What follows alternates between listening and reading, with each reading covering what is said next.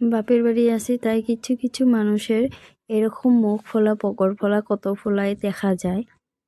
আমি তো আমার বাপের বাড়িতে আছি, কারো ঘরে যেয়ে তো আমি ভাত ভাত খাওয়ার জন্য হাত পাতি নেই। এত শরীর চলে কেন জানি মানুষগুলার, তা জানি না। তো বন্ধুরা,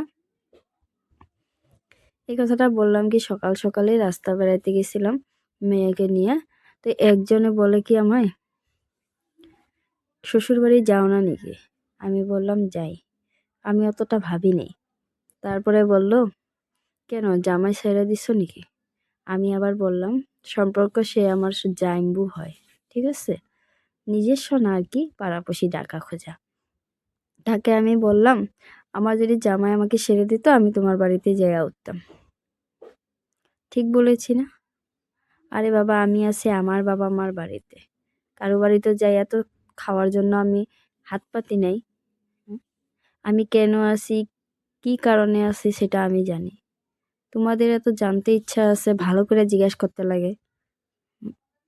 কিসের এত তোমাদের জ্বালা হয়? মেয়েরা বাবার বাড়ি থাকলে কত প্রশ্ন, আর যখন বউ শ্বশুর বাড়ি থাকে তখন এত প্রশ্ন নাই। আবার দেখো, জামাই জামাই যদি শ্বশুর বাড়িতে থাকে তখনও আবার ঘর জামাই আছে, অমুক তমুক কত কিচ্ছু। কারো বাপের কামানি খায় না? না খাই, যদি আমার নিজের বাপের, দাদার, ভাইয়ের, এদের কামানি খাই, ঠিক আছে। তো এইসব কথা বলার আগে দুবার ভাবতে লাগে। যাই হোক, আমি আজকে বানিয়েছি এই রেসিপিটা। যদি ভালো লাগে তোমাদের, লাইক কমেন্ট শেয়ার করে দিও। আর আমি বাপের বাড়ি আছি, তার জন্য তো অনেকেরই অনেক কথা। আমি কেন আছি সেটা আমি জানি, ঠিক আছে। আর আমার স্বামী আমাকে ছেড়ে দেয় নাই, যেহেতু আমি কিছু প্রবলেমের জন্য এখানে আছি, ছোট বাচ্চা হয়েছে তার জন্য। আর আমার হাজবেন্ড ঘরে থাকে না, বিদেশে থাকে, তাই আমি একা কি করব, তাই আমি এখানে আছি, ঠিক আছে। তোমাদের প্রবলেম সলভ হয়ে গেছে, ভালো করে জিজ্ঞাসা করলে ভালো উত্তরে দিতাম, ঠিক না বন্ধুরা?